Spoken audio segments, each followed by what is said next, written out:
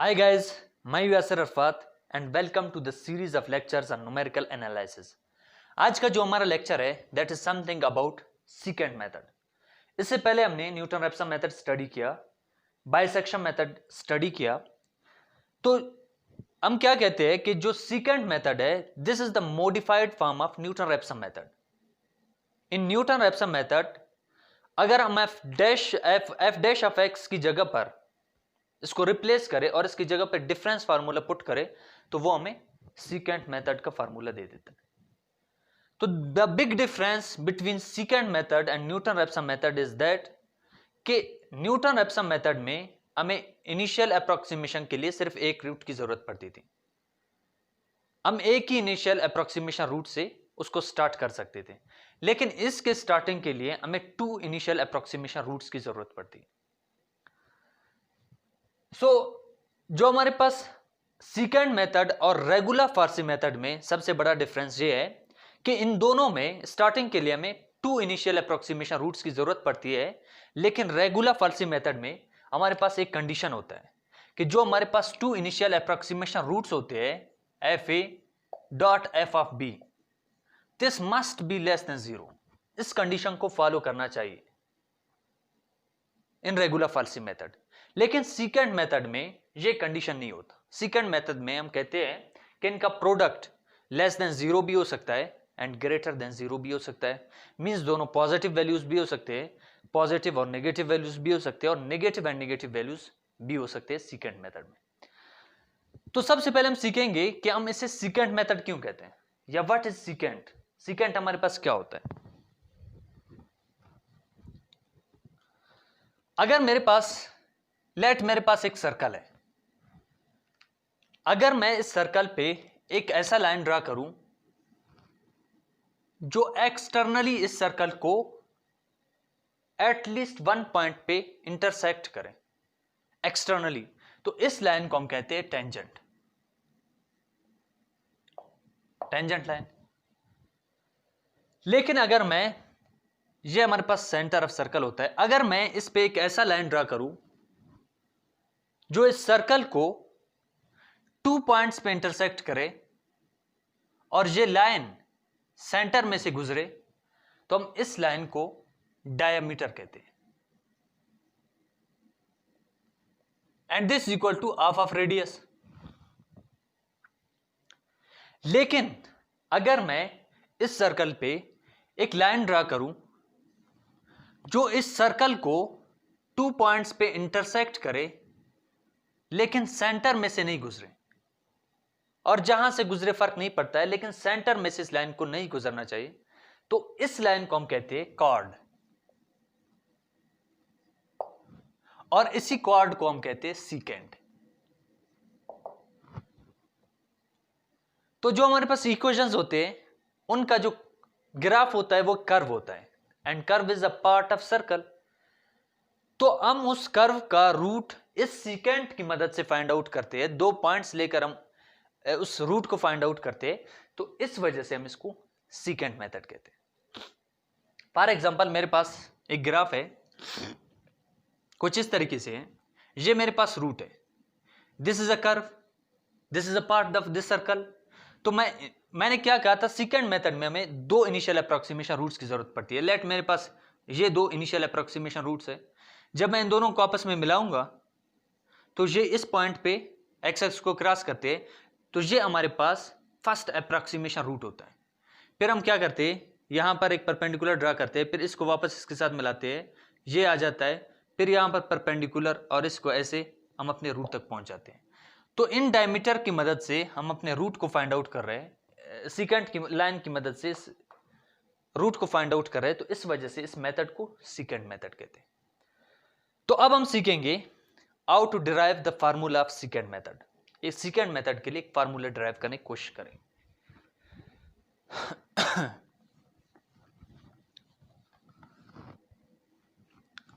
Late मेरे पास एक function है that is equal to F of X equal to 0, और इस फंक्शन का कर्व कुछ इस तरीके से बनता है। ये मेरे पास एक्स वाई कोऑर्डिनेट्स हैं, और इस फंक्शन का जो कर्व है वो कुछ इस तरीके से बनता है।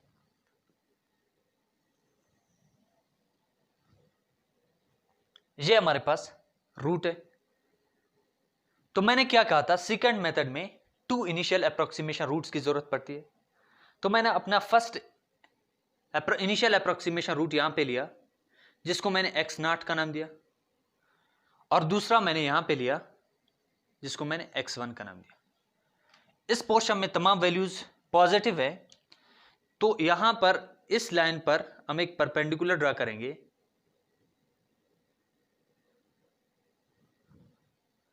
जो कि इस कर्व को इस पॉइंट पे इंटरसेक्ट करता है। तो ये एक पॉइंट है, इसके कोऑर्डिनेट्स होंगे, इसका x कोऑर्डिनेट x0 के बराबर है और इसका y coordinate f of x0 है। सेम लाइक इस पर एक परपेंडिकुलर ड्रा करेंगे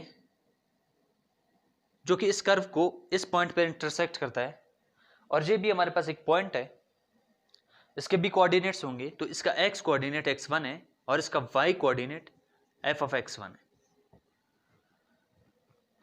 अब this is a curve, this is the part of circle. तो सर्कल के दो पॉइंट्स को मिलाने वाली लाइन को हम सीकेंट कहते हैं। तो हम इन दो पॉइंट्स को मिलाएंगे कुछ इस तरीके से। इन दो पॉइंट्स को मिला दिया हमने।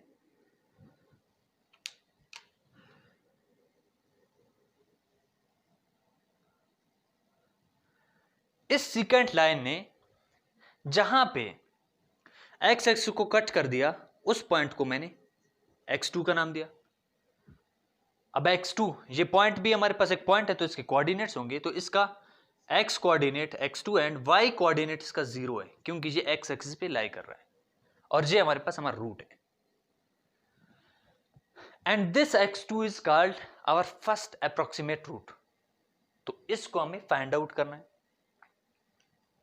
तो इसको फाइंड आउट करने के लिए मैं क्या कहता हूं कि ये मेरे पास पॉइंट A है, ये मेरे पास पॉइंट B है, and this is point C। और यहां पर एक इंपॉर्टेंट बात, A, B या AC ये दोनों एक ही लाइन है। तो जो लाइन का स्लोप होता है वो कांस्टेंट होता है। मींस अगर इस लाइन पर जहां पर भी आप अपना x एक्सिस लो, यहां पर जो एंगल बनेगा वो थीटा ही बनेगा, और थीटा इज सेम। इस लाइन का स्लोप सेम होता है। लाइन का स्लोप सेम होता है, कर्व का स्लोप चेंज होता है। तो लाइन का स्लोप कांस्टेंट होता है। तो अब इस बेस पे मैं क्या कहता हूं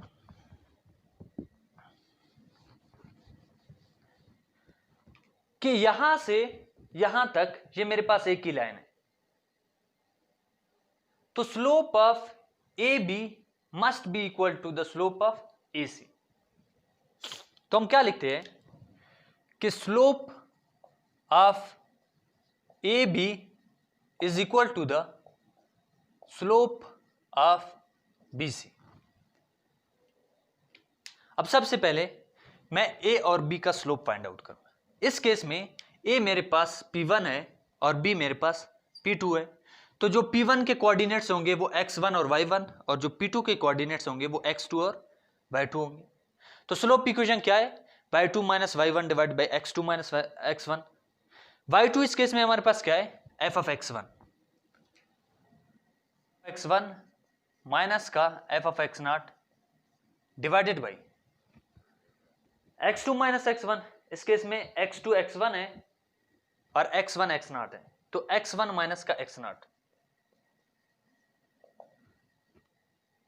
और स्लोप ऑफ AC के लिए मैं क्या कंसीडर करूंगा कि ये मेरा पॉइंट 1 है और ये मेरा पॉइंट 2 है। तो इसके coordinates y2 x2 and y2 और इसके कोऑर्डिनेट्स x1 एंड y1। तो स्लोप इक्वेशन क्या है, y2 माइनस y1। इस केस में y2 हमारे पास 0 है, 0 माइनस का y1 हमारे पास f ऑफ x0 है।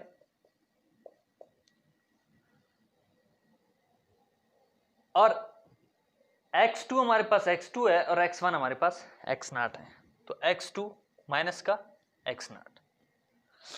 अब इसमें हमें x2 की वैल्यू चाहिए, फर्स्ट अप्रोक्सीमेट रूट। तो इसको हम फाइंड आउट करेंगे।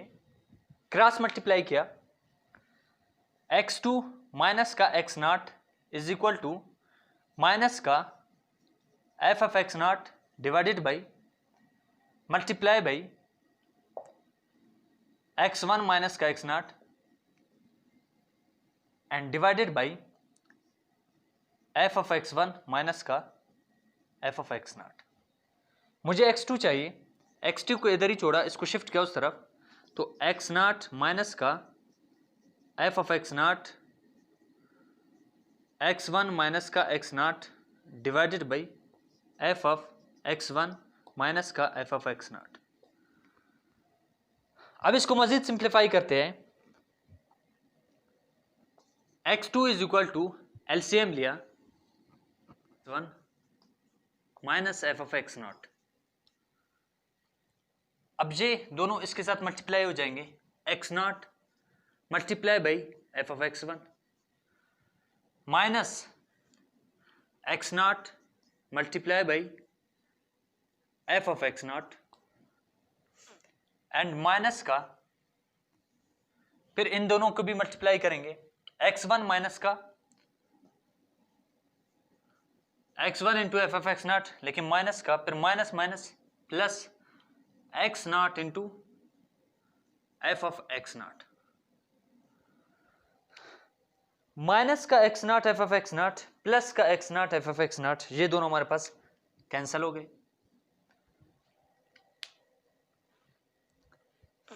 ये दोनों हमारे पास कैंसिल हो गए, तो जो बच गया उसको लिखेंगे, x2 is equal to x0 f of x1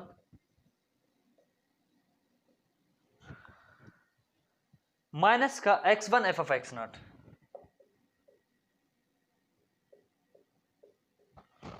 divided by f of x1 minus का f ऑफ x0।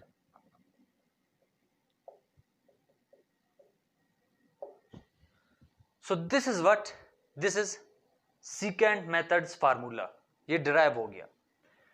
अब इसका लिखेंगे जनरल फॉर्म। जनरल फॉर्म इसका कुछ इस तरीके से होगा, यहां पर हम लिखेंगे x n प्लस का 2 इज इक्वल टू x0 की जगह पे xn f ऑफ x1 की जगह पे x0 x n प्लस का 1 माइनस x n प्लस का 1 f of x n divided by